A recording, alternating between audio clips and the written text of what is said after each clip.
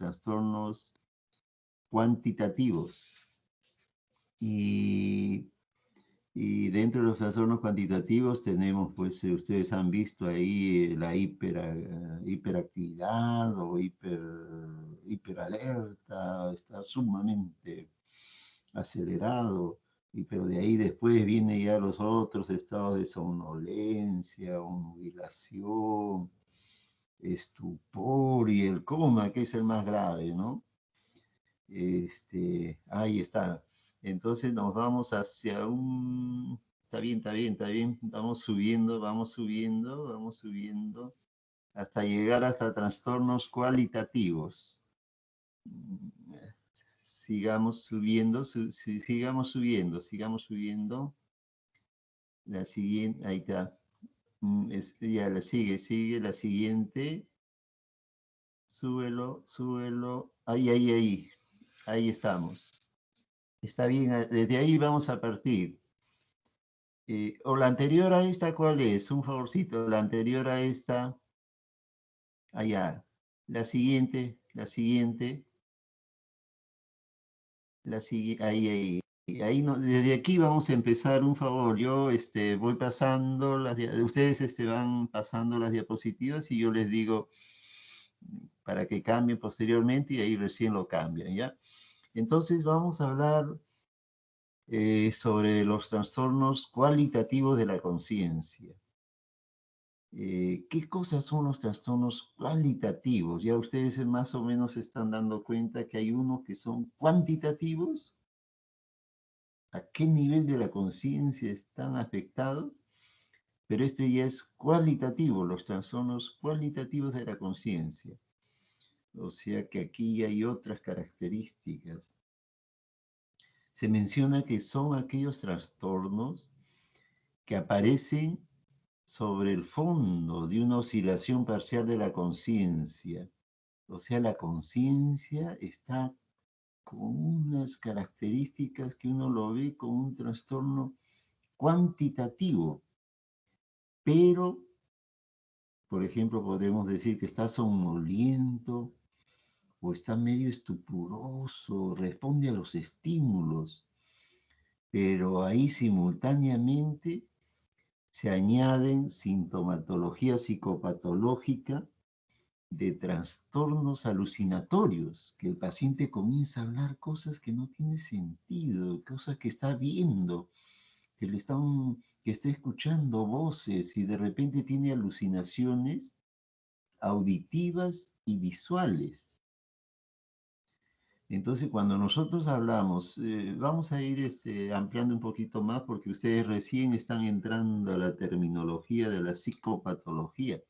¿Qué es lo que vamos encontrando en los pacientes? Cuando hablamos de trastornos alucinatorios, ya mi grupo ha visto unos videos impresionantes en la práctica que se han quedado, pero se han quedado, digamos, sorprendidos por la forma en que los pacientes presentan una serie de sintomatologías.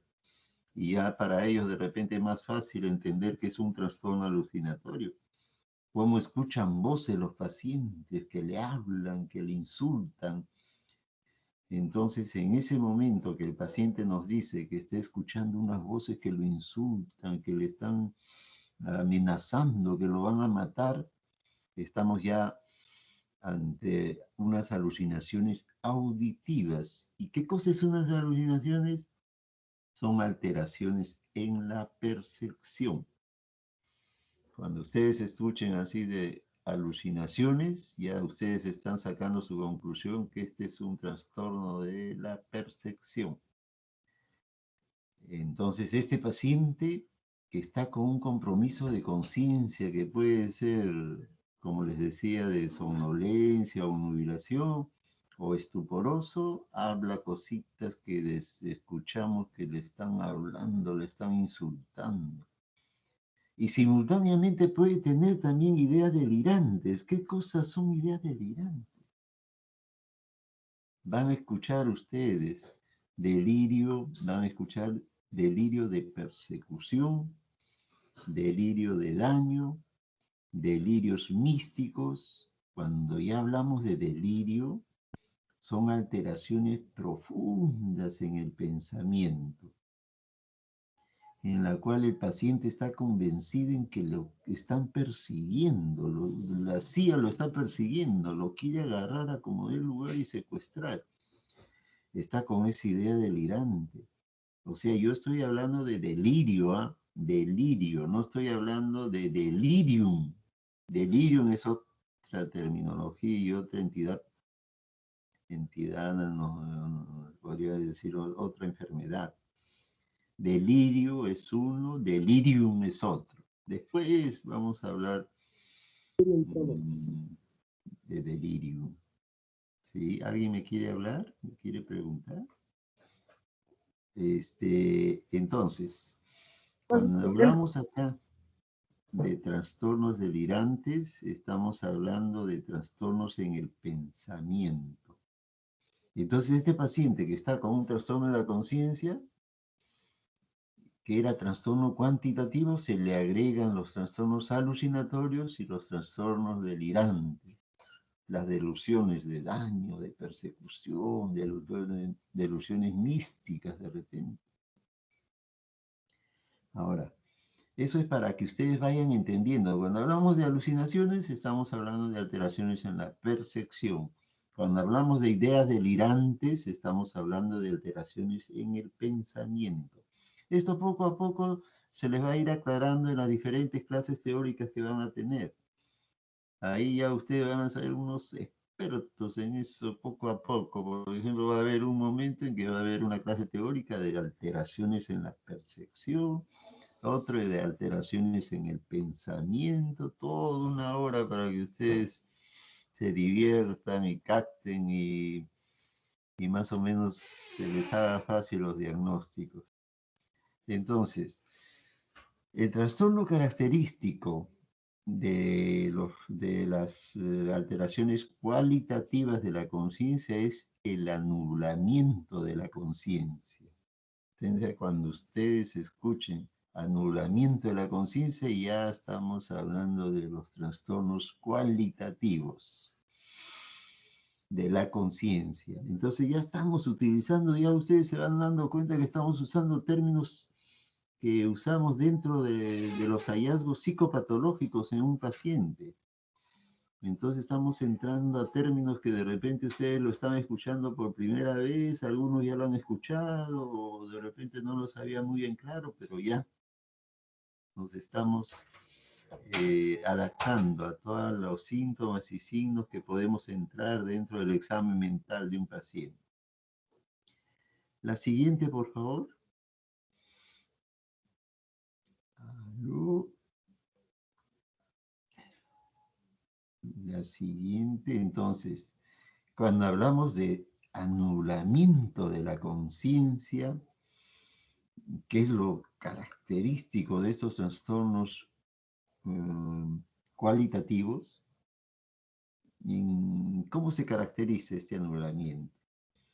Hay una disminución de la claridad del foco de la conciencia. El paciente no está del todo, digamos, con toda su conciencia, así que responde a los estímulos internos y externos, sino que algo se ve que está perturbado. Y simultáneamente a esa disminución de la claridad de la conciencia, tenemos ahí en el paciente alteraciones en la sensopercepción. Ya cuando ustedes están escuchando alteraciones de la sensopercepción, están pensando ustedes, este debe tener también alucinaciones auditivas o alucinaciones visuales. Y simultáneamente alteraciones de la memoria, de las emociones y de la actividad psicomotriz. O sea, se le agregan ya varios síntomas más. Alteraciones de la memoria, que se olvida de las cosas, de repente la memoria reciente o la memoria anterógrada y de repente la memoria remota está conservada, ¿no?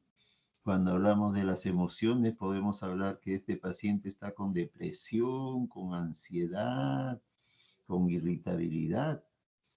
Y cuando hablamos de la actividad psicomotriz, podemos ver a un paciente que de repente está con así con todo su trastorno que tiene y con sus alucinaciones y sus delirios, que puede estar queriendo pegarle a la enfermera, pegarle al médico que se le acerca, quiere sacarse la sonda, quiere sacarse la vía, y quiere levantarse e irse del hospital. Entonces hay una actividad psicomotriz que también está alterada.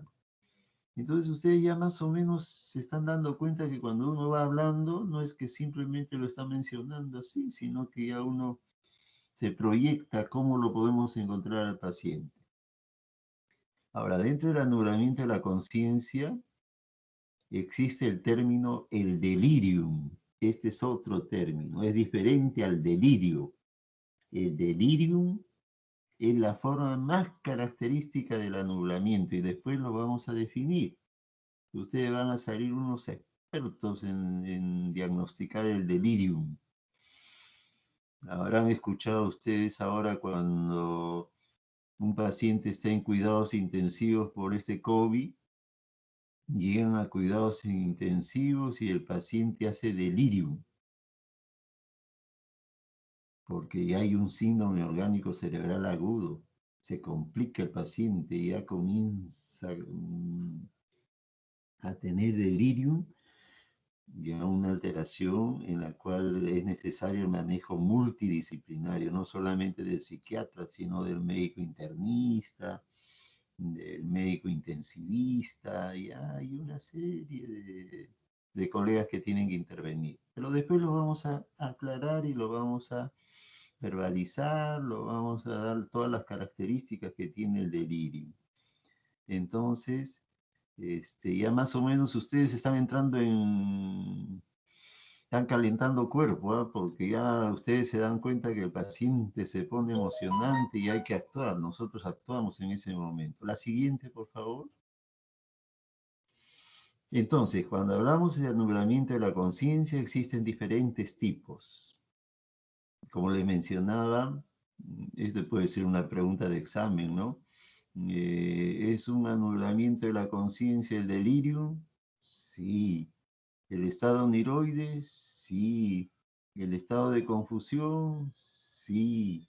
¿Y el estado de fuga? También. Y si por ahí se agrega otro diagnóstico que no es, y podemos decir el anulamiento de la conciencia, el coma, por ejemplo. No, el coma no entra acá. Entonces, ese coma de que uno lo puede mencionar para que vean si está bien o no la respuesta. Si ponemos ahí el coma, vamos a poner que no es un anulamiento de la conciencia el coma, ¿no?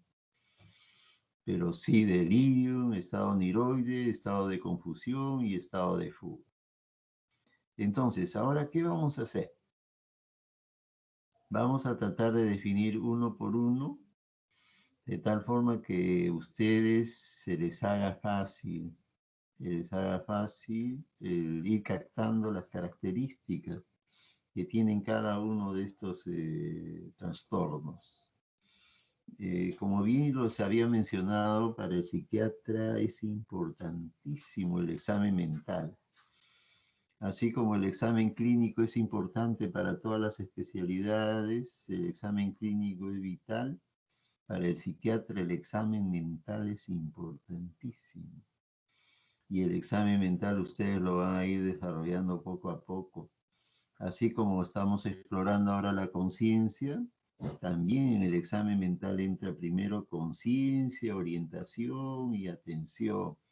Después entra también evaluación del pensamiento, de la percepción, del afecto, simultáneamente de la memoria, de las funciones intelectuales, eh, y uno también del comportamiento del paciente, ¿no? Ya todo eso implica un examen mental y bien integrado, y para ustedes al final se les va a hacer facilito. Así como estamos viendo, alteraciones de la conciencia, ¿qué le encontramos en la conciencia? De repente está lúcido, coherente, está centrado, responde a los estímulos, está bien su conciencia. Y está despierto, está lúcido. Pero si lo vemos que está como echado, durmiendo, no despierta, somnoliento, o está hablando cosas ahí dormido, medio echado y nada, no colabora de repente y hay algo ahí que nos llama la atención, un compromiso de conciencia que hay que precisar qué es lo que está pasando ahí. Entonces, vamos a definir este diagnóstico que es importantísimo, el delirium. La siguiente, por favor. Ahí está. El delirium, vamos a definirlo, es una alteración en la cual hay un trastorno de la conciencia, con disminución de la capacidad de atención, disminución al entorno que el paciente se encuentra y también alteraciones de las funciones cognitivas, de la memoria, de la orientación, del lenguaje. Este delirio también se llama síndrome orgánico cerebral agudo, por si acaso, ¿eh? Es un síndrome cerebral. Definitivamente está perturbado el cerebro por una serie de alteraciones que se pueden producir y por diferentes tipos de etiología que después los vamos a mencionar. Entonces, en estos pacientes hay un trastorno de la conciencia, con disminución de la capacidad de la atención al entorno, disminuye, no se da cuenta. Hay una alteración de las funciones cognitivas, de la memoria. Le podemos preguntar en qué día está, en qué día es hoy, y de repente está desubicado en tiempo. La hora, le podemos decir, no puede decir son hoy las 6 de la tarde, ¿no? Totalmente desorientado también en tiempo. Su lenguaje puede ser lentificado también, porque está con sueño o porque no quiere responder. Y y se presentan también alucinaciones, ¿no? Semejantes a las imágenes de los ensueños. De los ensueños o onirismo estamos hablando. Cuando uno se sueña, uno tiene a veces recuerdo de algunos de sus sueños, ¿no? Y se llama también...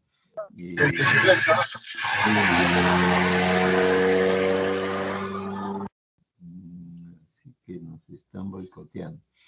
Alucinaciones entonces semejantes a las imágenes de los ensueños o onirismo también, porque el paciente lo vive intensamente su sueño y cree que es una realidad y a veces el sueño sigue y ellos están sumergidos en ese mundo alucinatorio, ¿no? Que le llaman onirismo. Pero definitivamente cuando hablamos de delirium estamos hablando de un trastorno cerebral orgánico agudo en la cual hay todo un trastorno de la conciencia con disminución de la capacidad de las funciones cognitivas. Y vamos a seguirlo describiendo este trastorno que es muy importante dentro de los cuadros clínicos que se presentan. La siguiente, por favor.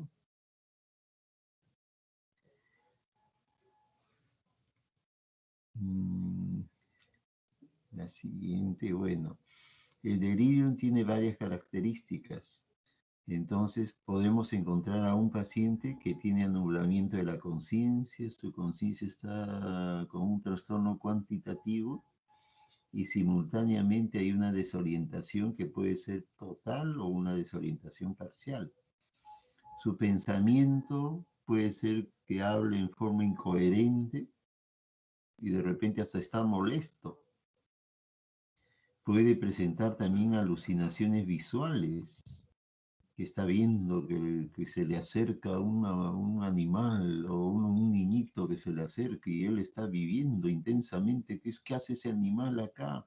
Ha entrado un animal a mi sala, que salga ese animal, bótenlo. O esa persona que ha entrado y no hay nadie. Pero el paciente está alucinando. Alucinaciones visuales es lo más característico de las alteraciones de la percepción en estos cuadros delirantes, en estos cuadros con delirio. Las alucinaciones visuales más, como es orgánico, más que las alucinaciones auditivas. Eso es una característica también aquí, ¿eh?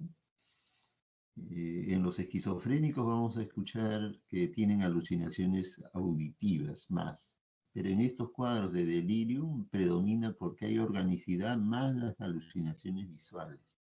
Y simultáneamente el paciente está, imagínense, está viviendo intensamente todo ese drama, de escuchar o ver voces, escuchar voces, ver personas que están haciendo algo contra él y de repente ya presenta manifestaciones neurovegetativas, ¿no?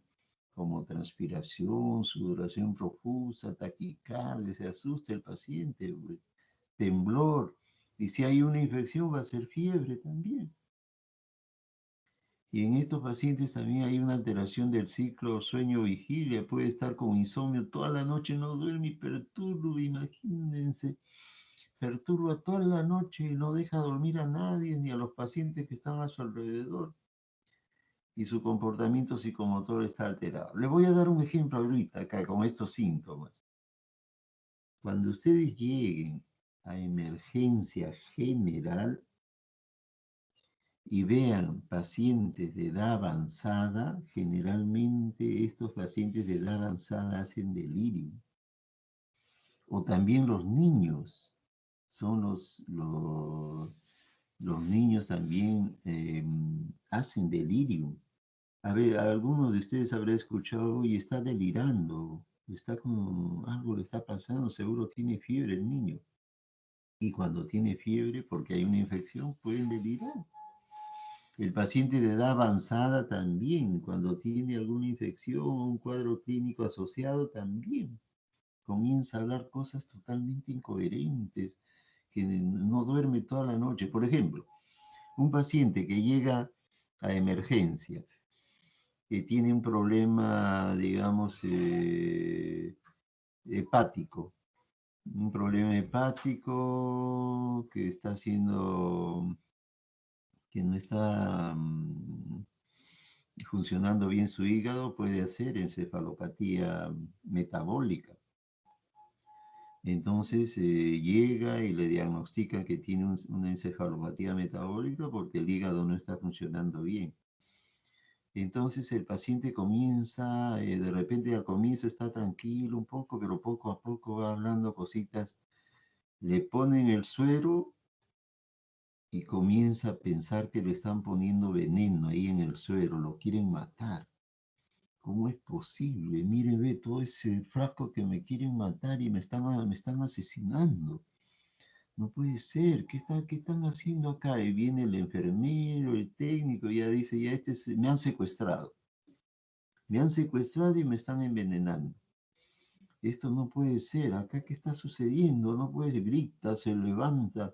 Imagínense que esté con sonda nasogástrica, está con sonda vesical, está con venoclisis, con su suero, está conectado de repente a monitores para monitorizarlo bien. Y de repente en un descuido digamos, por tener mucha confianza el personal, lo dejan sin sujeción mecánica, digamos.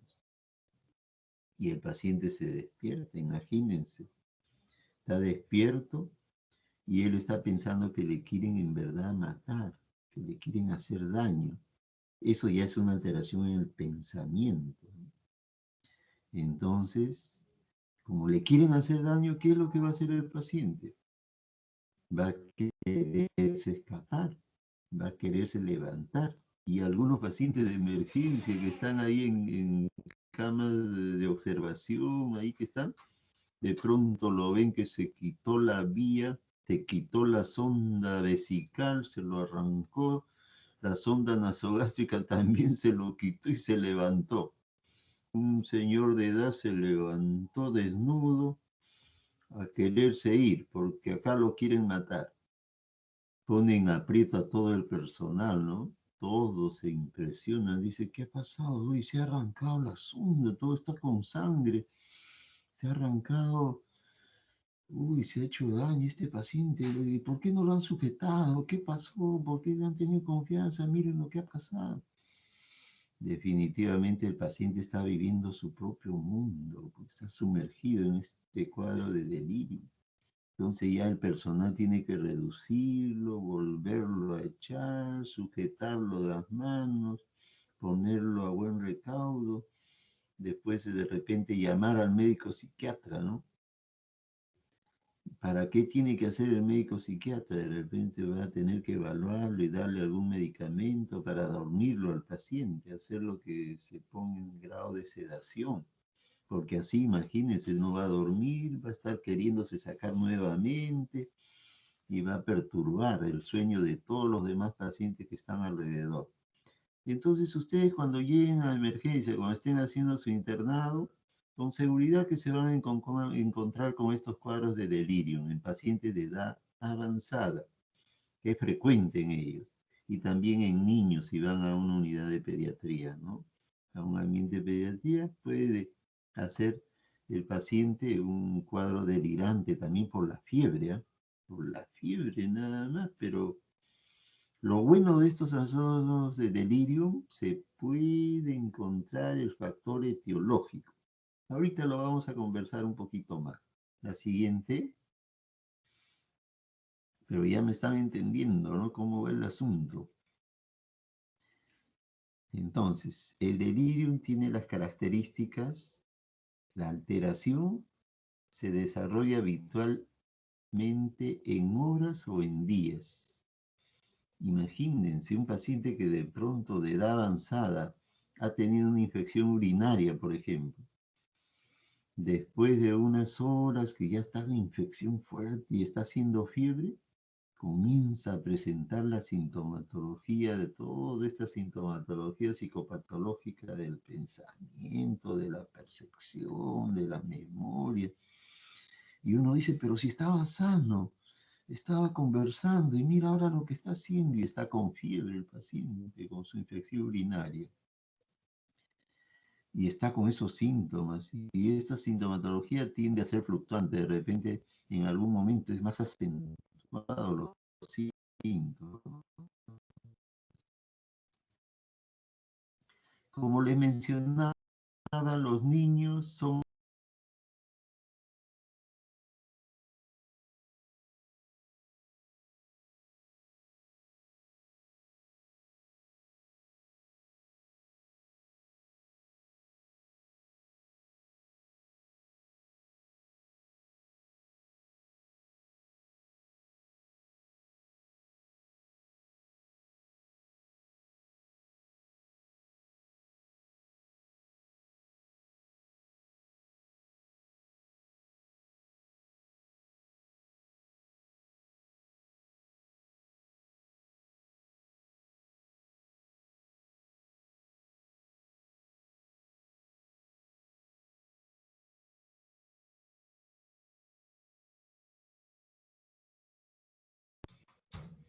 ¿Aló? ¿Me escucha? ¿Aló? ¿Aló? Sí, sí le escuchamos, sí le escuchamos. Ay, ay, ay, ay, sí, se Ya fue, se le se fue. escucha, doctor. Ah, ya, se fue el video y ya, ahora sí estamos bien.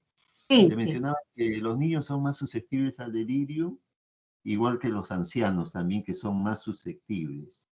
Y especialmente cuando la enfermedad cursa con fiebre, los niñitos rápidamente hacen cuadro de delirio.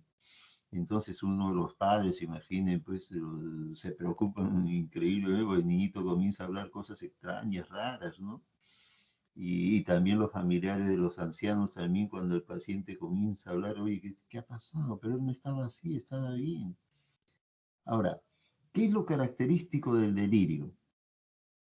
Como es una alteración que se desarrolla habitualmente en horas o en días, si se corrige rápidamente el factor etiológico, el factor que está produciendo la infección, por ejemplo, la infección en el trastorno de una infección urinaria, por ejemplo, si nosotros detectamos ese factor etiológico y lo tratamos con antibiótico, es probable que la recuperación sea completa, se recupera rápidamente y con rapidez. El paciente vuelve a ser el de antes. Ya no está con las alucinaciones, con los delirios, con el trastorno en la memoria, está orientado, está todo, se corrigió el factor etiológico y el paciente vuelve a ser el de antes, se recupera bien. Y esa es la característica del delirio. Es diferente al trastorno esquizofrénico. El esquizofrénico pues se va a enfermar y olvídense, está tiempo, un año, un mes, 2 meses, 3 meses, puede estar con todos sus síntomas y poquito a poco va mejorando. O algunos mejoran rápidamente también, pero demora. En cambio, aquí en el delirium sí, si lo corregimos el factor etiológico, la recuperación es completa y con mayor rapidez y de repente nunca más se va a presentar ese episodio que ha presentado. Yo quiero que me vayan captando poco a poco, porque de repente en estos delirios es uno de los trastornos psiquiátricos o uno de los trastornos donde sí podemos precisar con mayor claridad el factor etiológico, pero en las demás enfermedades que ustedes quieran hallar el factor etiológico no lo van a poder. Bien complejo, bien difícil. En cambio acá en el delirium sí. Podemos hallar el factor etiológico, curar ese factor etiológico, tratarlo ese factor etiológico y el paciente se recupera completamente. La siguiente.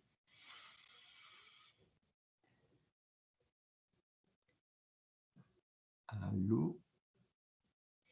Por favor, la siguiente. Siguiente diapositiva. Entonces, el delirium, como le mencionaba, se puede producir por diferentes enfermedades médicas, por infecciones, por trastornos metabólicos. Trastornos metabólicos podemos hablar de, por ejemplo, si no funciona el riñón, comienza a haber alteraciones también metabólicas, ¿no? Retención de sustancias y hay todos unos cambios que afectan al sistema, al cerebro. Pueden haber también producidas por sustancias tóxicas también, en situaciones de isquemia cerebral también o disminución del oxígeno a nivel cerebral. Puede producirse cuadros de delirio. En situaciones de tumores cerebrales, trastornos de traumáticos cerebrales también pueden haber cuadros de delirio. Y en las epilepsias, o sea, tiene una variedad de, de etiologías. En las diabetes, por ejemplo, en la diabetes puede haber cuadros de hipoglicemia o hiperglicemia. En esos momentos que hay, por ejemplo, hiperglicemia, puede haber un cuadro de delirio. O hipoglicemia también, un cuadro de delirio. Y ahora, por ejemplo, en estos cuadros con este virus, con el COVID, definitivamente también está produciendo cuadros de delirium y están en cuidados intensivos con su delirium. Y ahí ya los médicos internistas, los médicos intensivistas están manejando el delirium también y llaman a veces de interconsulta al médico psiquiatra para que le ayude también con alguna sugerencia donde ellos puedan ir manejando también el delirio. Imagínense que en cuidados intensivos un paciente con delirium y de repente lo dejan despierto, que se saque todos los instrumentos y los monitores que tiene ahí colocado y a veces ha sucedido. Por mucha confianza del personal lo dejan sin sujeción y se quita todo, imagínense. Y nuevamente colocarlo y arreglarlo. Y como les mencionaba, el paciente de repente está con sus ideas delirantes y que se le quieren envenenar, lo quieren matar y quiere irse, pues. Quiere irse. ¿Y qué es lo que tienen que hacer? Sedarlo, dormirlo, definitivamente dormirlo. Y como ustedes verán, si alguno de ustedes ha ido alguna vez a cuidados intensivos, uno encuentra que la mayoría de los pacientes están intubados y con sedación, pero bien acentuada, que no está lúcido el paciente, están durmiendo, generalmente están sedados. Una sedación bien acentuada en cuidados intensivos para evitar todas estas situaciones, pero cuando va mejorando ya va siendo diferente, ya no lo están sedando demasiado, sino lo van sacando para ver las posibilidades de manejar su alta también. Ahora, el delirium también se puede producir por sustancias que pueden producir sustancias tóxicas o cuadros de abstinencia también, por licor y drogas, y también por medicamentos también puede ser producido el delirio. O sea, tiene una serie de factores etiológicos. Si uno corrige cualquiera de este factor etiológico, el paciente se recupera. O sea, el delirio es reversible. En cambio, cuando hablamos de demencia es un síndrome orgánico cerebral crónico y es irreversible la demencia. Así hagan todo el tratamiento que quieran, ese paciente no se va a recuperar. Va a ser irreversible.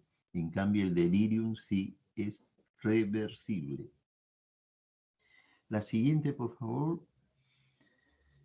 Entonces aquí ya estamos viendo que tiene diferentes tipos de delirium, tiene diferentes factores etiológicos. Si uno corrige el factor etiológico, el paciente se recupera rápidamente y de emergencia o donde esté va a salir de alta. Con seguridad que va a salir de alta, se va a integrar a su casa, a su familia, a su trabajo, a su actividad que está realizando, con su tratamiento de repente con antibiótico o algo más. Y hace su vida normal y nunca más se le va a producir todo ese cuadro psiquiátrico de alucinaciones, de delirio, de hablar cosas que uno se queda sorprendido, ¿no? Entonces, eso hay que tener muy en cuenta que el delirium es un cuadro reversible que lo podemos tratar y curar y se recupera rápidamente. Es una de las enfermedades psiquiátricas que de repente podemos darnos el lujo de decir estas características, porque en la mayoría de los cuadros psiquiátricos no hay esa garantía de decir acá se va a curar el paciente con este medicamento, ¿ya? Curar no, sino tratar de repente, mejorarlo de repente, ¿no? Mejorarlo, o en algunos casos, claro, podría ser, si es manejable y es diferente el diagnóstico, total, de acuerdo al diagnóstico también, ¿no? Una depresión podemos curarlo, una ansiedad también, pero una esquizofrenia paranoide no hay curación, hay tratamiento, ¿sí? De por vida lo podemos tratar al paciente con esquizofrenia paranoide, de por vida, igual que el trastorno bipolar también. Yo le estoy adelantando estos términos que de repente todavía no están familiarizados algunos de ustedes, ¿no? Pero están escuchando ya estos términos, que lo van a escuchar y mejor que lo estén escuchando para que vayan sabiendo que nosotros en nuestras clases teóricas y definitivamente en las prácticas, que antes era presencial y es la forma donde uno puede ir captando poco a poco,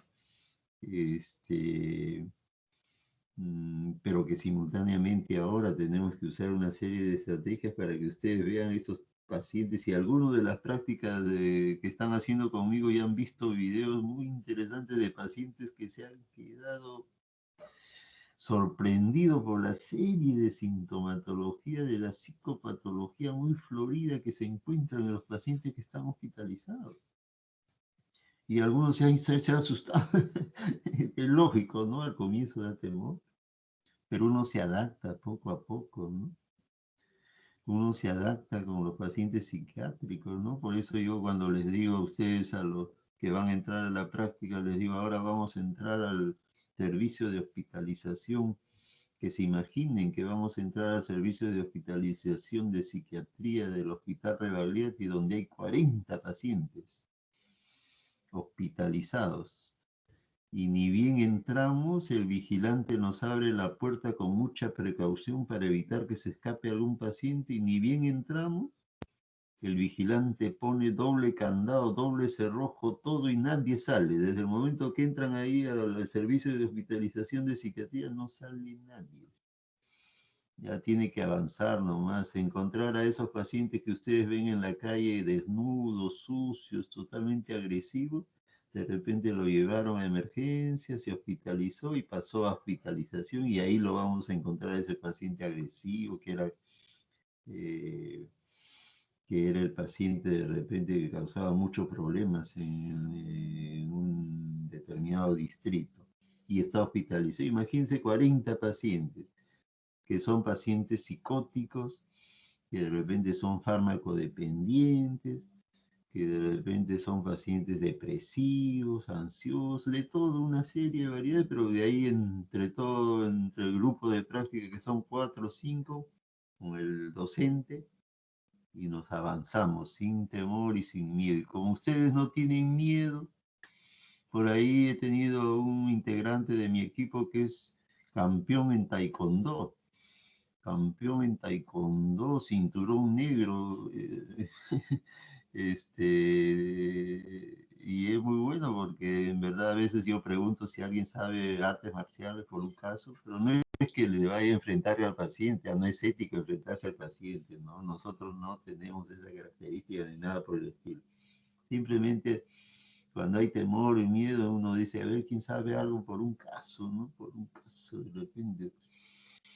Y bueno, y además en las prácticas nunca los vamos a exponer a pacientes que son agresivos. Tratamos en lo posible de evitar entrevistar pacientes agresivos para ponernos a buen recaudo, ¿no? Ni que nos agrede a nosotros que somos los docentes ni a los estudiantes.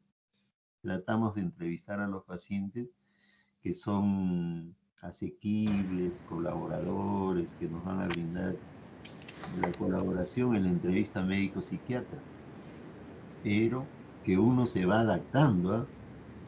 Uno se va adaptando. Por ejemplo, cuando les decía, entramos los 4, 5 y el vigilante cierra la puerta y ya todos entramos hoy a 40 pacientes que van a estar para evaluarlo uno por uno, sí, a lo más es asequibles, ¿no?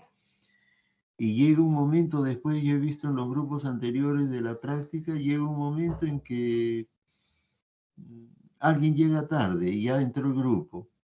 Como ya se adaptaron, ese que llegó tarde solito entra solito, no tiene miedo, va a buscar al grupo de práctica donde está haciendo la práctica el grupo y se integra al grupo. O sea que el miedo, el temor que tenían se desvanece y se van adaptando poco a poco.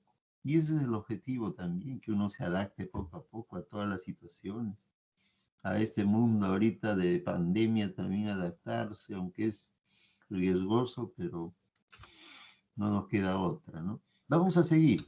Dentro de las alteraciones, entonces, cualitativas está también el estado niroide. El estado niroide, el sujeto no está consciente de su entorno, vive en un mundo fantástico de ilusiones, todo es como un sueño para él.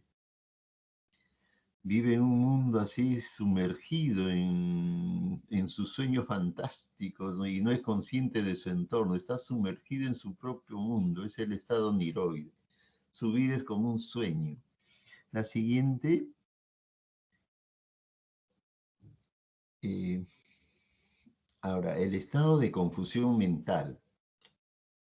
Ese estado de confusión tiene su característica también porque en estos casos provoca un impedimento para pensar con claridad debido a una serie de características que se van presentando en su parte mental. O sea, hay un impedimento para pensar claramente, hay un descenso de la atención y de la vigilancia, o sea, de la alerta. Definitivamente el paciente no está del todo claro su conciencia y hay una lentitud mental y psicomotora, está hablando lentamente y camina también lentamente y simultáneamente de repente está como asustado, perplejo, como que algo está pasando, desorientado, con trastornos en el pensamiento y alucinaciones también. Y en estos casos se pueden observar en trastornos generalmente orgánicos cerebrales. entra en estado de confusión mental, el paciente está confuso, lo hallamos confuso de pronto. Y es necesario evaluarlo bien para precisar qué está pasando, ¿no? La siguiente, ahora, los estados de fuga, estos casos son bien interesantes, ¿no? Estados de fuga, estos casos tienen un inicio súbito con anublamiento de la conciencia y amnesia del evento, como que se olvidan lo que ha pasado. El paciente puede presentar, así que a manera de ejemplo, por ejemplo, que puede realizar un paciente determinado un viaje repentino, inesperado, lejos de su hogar, de su familia. De pronto aparece en el Cusco, por ejemplo. Se fue de viaje en forma inesperada. Dejó su trabajo, dejó todo. El paciente como que se fue porque de pronto tuvo ese deseo de viajar con un inicio súbito, sin tomar en cuenta que tiene su familia, que tiene su trabajo, y se fue de viaje al Cusco. Y no se recuerda cómo se llama, no tiene alteraciones en la memoria, por eso se dice amnesia del evento, como que su memoria está alterada y hay una incapacidad para recordar el pasado del individuo. No se recuerda lo que ha su vida, con quién está casado, si tiene hijos, no se recuerda. Entonces, definitivamente el paciente está tan confundido sobre su identidad personal, la gente le pregunta cómo te llamas, no se recuerda, está medio confuso. Entonces a veces asumen una nueva identidad, da un nombre falso, como que vive ahí en el Cusco, que no sabe de dónde se ha venido, y es toda una situación bien crítica, ¿no? Para el paciente que asume una determinada nueva identidad y, y definitivamente hay una amnesia, una alteración en la memoria. Y esto puede presentarse en diferentes casos, ¿ah? Por si acaso. ¿En qué casos se puede presentar? En trastornos histéricos disociativos. Cuando hablamos de trastornos histéricos disociativos, a veces ya estamos hablando de una entidad nosológica, ¿no? De los trastornos de histeria y disociativos porque cuando se disocian pueden hacer diferentes tipos de cuadros clínicos. Y dentro de esos trastornos disociativos está el estado de fuga, ¿no? Un trastorno en la memoria, aparece en otro lugar, da identidad falsa, que es soltero, imagínense, que diga que es soltero, que no tiene hijos, nada, y de pronto allá consigue una enamorada con su otra identidad, y él poco a poco, pero conforme va pasando los días, va recordándose, va recordándose que él trabaja en Lima, que su centro de trabajo está en tal sitio, se va recordando, va haciendo, digamos, memoria y va funcionando nuevamente, se va integrando a lo que él era antes.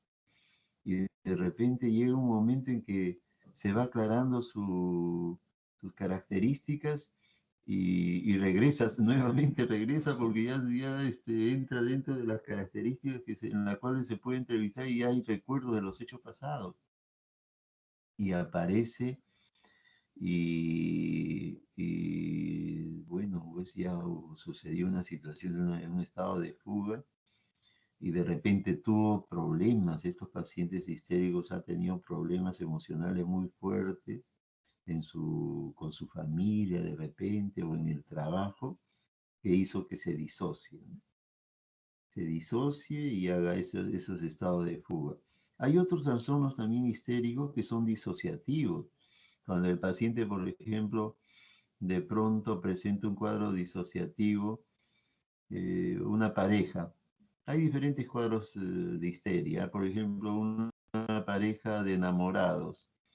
dos deciden, de pronto están discutiendo por ahí, que esto, que el otro, que el problema, que te miró, que no te miró, le ha sonreído a tal, celoso él, y, y de repente hace un cuadro disociativo uno de ellos, como que se cae, se desmaya, aparentemente desmayo, ¿no?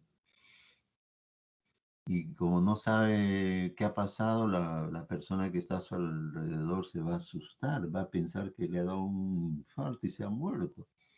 Está desmayado, tirado en el suelo, viene la gente a ayudar y todo.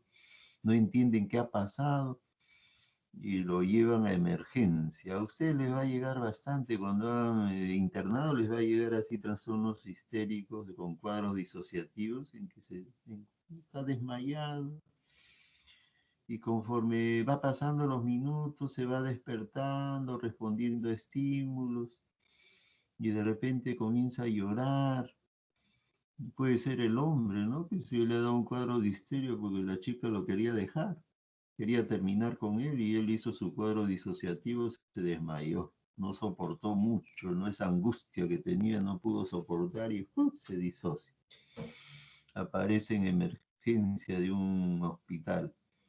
Y poco a poco comienza a llorar, que comienza a contarle al médico que le está evaluando que ha tenido un problema con su enamorada, que su enamorada lo ha querido dejar y de repente se sintió tan mal que no sabe qué le ha pasado y qué ha pasado, qué le ha sucedido, se desmayó. Entonces son cuadros disociativos, que es de naturaleza psicológica, que no hay algo orgánico. No hay algo orgánico, pero sí que hay un conflicto psicológico, ya sea familiar, ya sea laboral, diferentes cuadros así histéricos, disociativos, y se presentan diferentes así entidades nosológicas y uno tiene que diferenciar, ¿no? Si es un trastorno de un desmayo, a veces uno piensa que es un trastorno orgánico y de repente le hacen tomografía, le hacen resonancia, le hacen análisis, todo está bien, no encuentran nada, lo revisa el neurólogo, no hay nada, no hay un traumatismo encefalocraniano, no hay un antecedente de algo que llame la atención y definitivamente aquí se requiere todo un manejo, este, claro, neurológico, pero cuando el neurólogo ve que no reúne las características para un cuadro orgánico que lo manejan los neurólogos, entonces hacen la interconsulta psiquiatra. Dice, doctor, este caso me parece muy bizarro, no encuadra dentro de las características de un trastorno neurológico. Hay que llamar al psiquiatra para que lo evalúe, porque de repente más es psiquiátrico, hay problemas psicológicos, y nosotros vamos, evaluamos al paciente, le hacemos la interconsulta y vemos que el paciente sí tiene problemas muy fuertes a nivel familiar, a nivel laboral, está angustiado, está preocupado, está lloroso, y vemos que el cuadro ya encuadra dentro de un trastorno psiquiátrico. Entonces, en el estado de fuga, usted va a encontrar así en estos cuadros histéricos disociativos y en algunos cuadros orgánicos también. Yo creo que acá hemos terminado. Ha sido muy interesante las clases, tanto de los trastornos cuantitativos como los trastornos cualitativos. Y hemos cumplido con darles explicaciones de estos trastornos de la psicopatología de la conciencia. Entonces ahora ya más o menos ustedes están encaminándose poquito a poco y después vienen las otras clases teóricas que poco a poco se le va a ir dictando, ¿no? El asunto es que ustedes se vayan integrando poco a poco y ya están manejando términos psicopatológicos. Toda una serie de términos que he usado, de repente alguno de ustedes no ha entendido algunos términos, pero con la práctica tienen ocasión a preguntarnos, a entender algunas cosas un poquito más. Y yo sé que después van a salir súper expertos en psicopatología. Muy bien, yo creo que con esto damos por terminado la clase teórica. Y muchas gracias por ayudarnos en pasar las diapositivas.